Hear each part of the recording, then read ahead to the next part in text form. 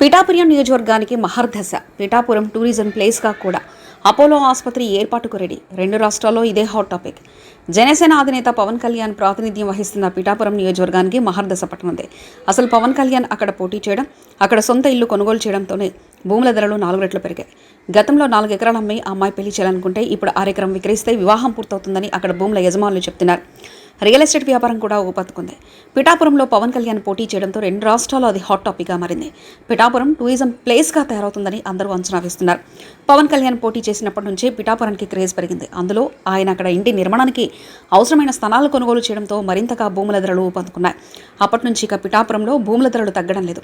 ఒక రకంగా చెప్పాలంటే విజయవాడ భూముల ధరలతో పోటీ పడుతున్నాయంటే ఆశ్చర్యపోవాల్సిన పని లేదు. బిల్డర్లు కూడా రెడీ అయ్యారు. అపార్ట్మెంట్లు కట్టి సొమ్ము చేసుకునేందుకు సిద్ధమయ్యారు. పిఠాపురంలో ఇక హోటళ్లు, లాడ్జీలు కూడా పెద్ద ఎత్తున వెలిశాయి.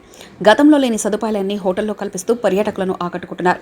తాజాగా పిఠాపురంలో అపోలో ఆసుపత్రి నిర్మాణానికి అంతా సిద్ధమైంది.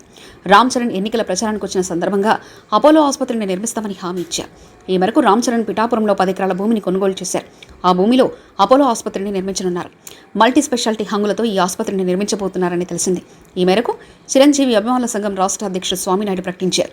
పిఠాపురానికి అపోలో ఆసుపత్రి రావడంతో ప్రజల ఆరోగ్యంతో పాటు మెరుగైన వైద్య సేవలు అందుతాయని ఆ ప్రాంత ప్రజలు విశ్వసిస్తున్నారు.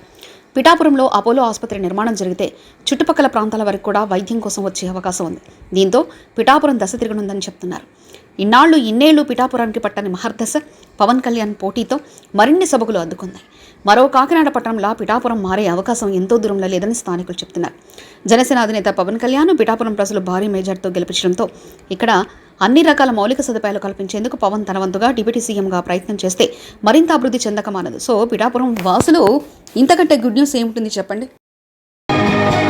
మరిన్ని కథనాల కోసం సబ్స్క్రైబ్ చేసుకోండి మీ అక్షర శిల్పం.